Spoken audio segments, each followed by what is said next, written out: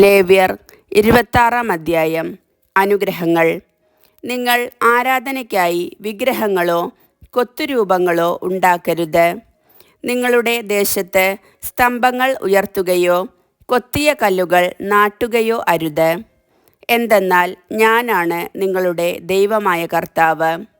നിങ്ങൾ എൻ്റെ സാബത്ത് ആചരിക്കുകയും എൻ്റെ വിശുദ്ധ സ്ഥലം പൂജ്യമായി കരുതുകയും ചെയ്യുവിൻ. ഞാനാണ് കർത്താവ്. നിങ്ങൾ എൻ്റെ നിയമങ്ങൾ അനുസരിക്കുകയും കൽപ്പനകൾ പാലിക്കുകയും ചെയ്യുമെങ്കിൽ ഞാൻ യഥാകാലം നിങ്ങൾക്ക് മഴ തരും. ഭൂമി വിളവുകൾ വർദ്ധിപ്പിക്കുകയും വൃക്ഷങ്ങൾ ഫലം നൽകുകയും ചെയ്യും. നിങ്ങളുടെ കറ്റ മെതിക്കൽ മുന്തിരിപ്പഴം പറിക്കുന്ന കാലം വരെയും മുന്തിരിപ്പഴം പറിക്കുന്ന കാലം വിതയ്ക്കുന്ന കാലം വരെയും നീണ്ടു നിൽക്കും. നിങ്ങൾ തൃപ്തിയാവോളം ഭക്ഷിച്ച് നിങ്ങളുടെ ദേശത്ത് സുരക്ഷിതരായി വസിക്കും. ഞാൻ നിങ്ങളുടെ നാട്ടിൽ സമാധാനം സ്ഥാപിക്കും.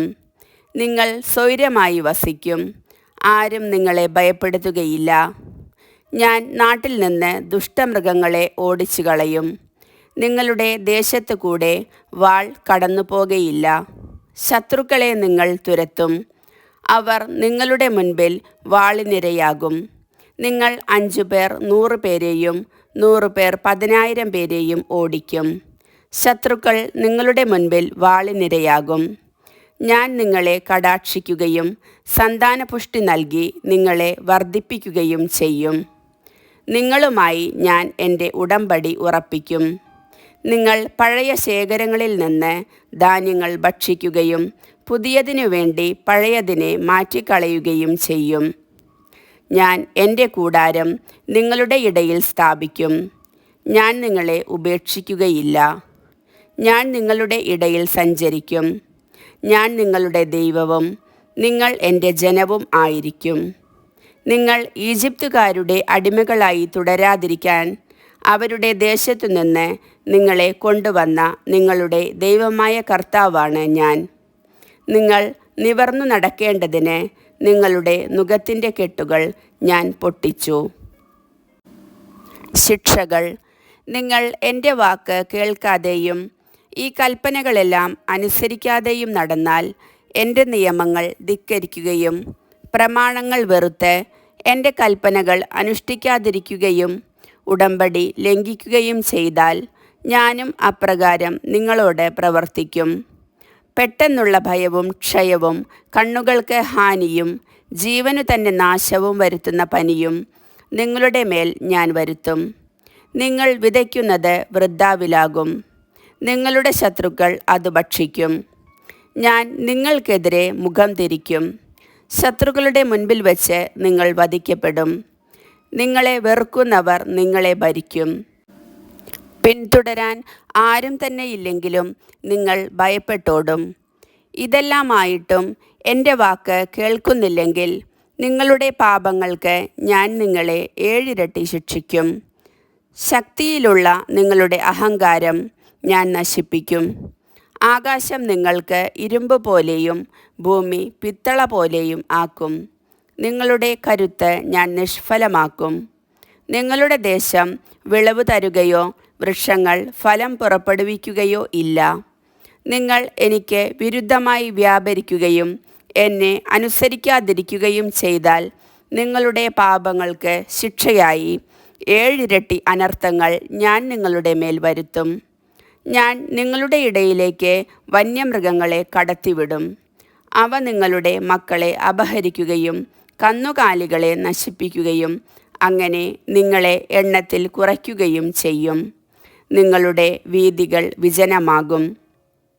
ഈ ശിക്ഷകൾ കൊണ്ടൊന്നും നിങ്ങൾ എന്നിലേക്കു തിരിയാതെ എനിക്കെതിരായി വ്യാപരിക്കുന്നെങ്കിൽ ഞാനും നിങ്ങൾക്കെതിരെ വ്യാപരിക്കും.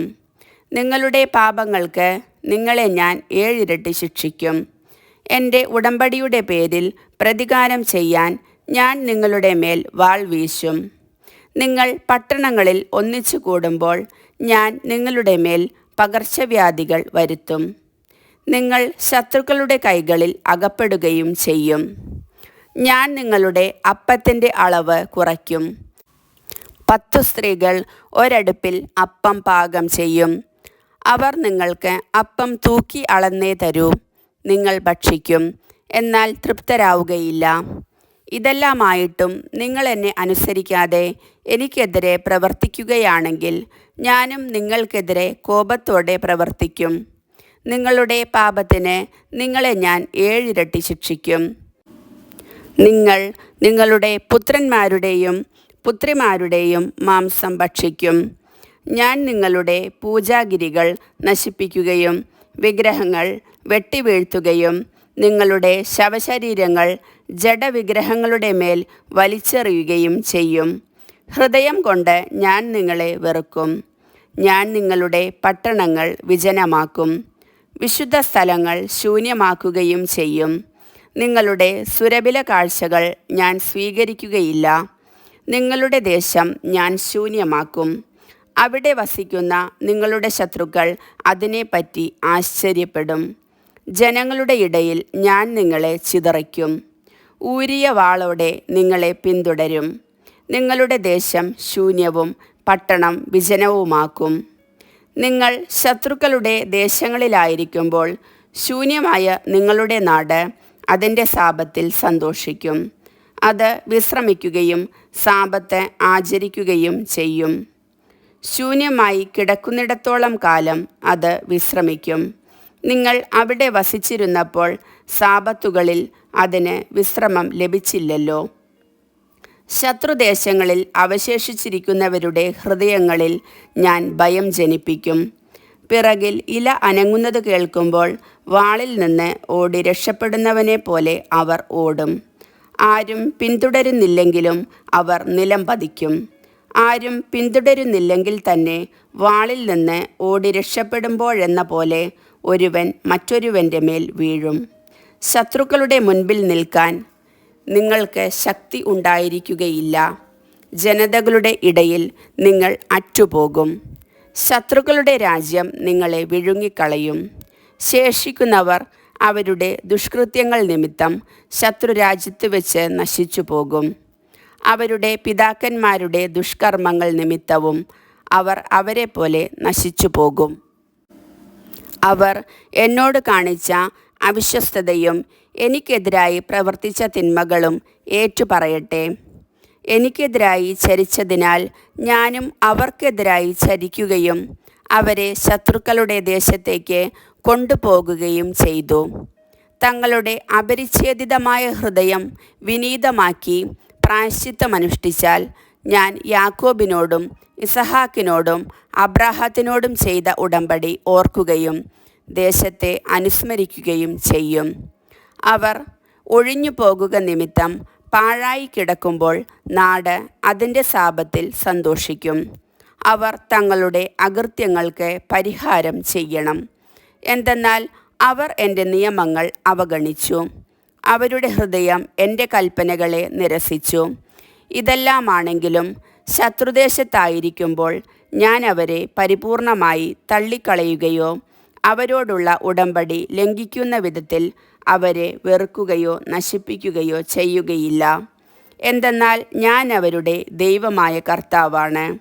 ഞാൻ ജനതകൾ കാൺകെ ഈജിപ്ത് ദേശത്തു നിന്ന് കൊണ്ടുവന്ന അവരുടെ പിതാക്കന്മാരോട് ചെയ്ത ഉടമ്പടി അവരെ പ്രതി അനുസ്മരിക്കും. അങ്ങനെ ഞാൻ അവരുടെ ദൈവമായിരിക്കും. ഞാനാണ് കർത്താവ്. സീനായി മലമുകളിൽ വെച്ച് കർത്താവ് ഇസ്രായേൽ ജനവുമായി മോശ വഴി ഉറപ്പിച്ച ഉടമ്പടിയുടെ നിയമങ്ങളും ചട്ടങ്ങളും പ്രമാണങ്ങളുമാണിവയെല്ലാം. കർത്താവിൻ്റെ വചനം.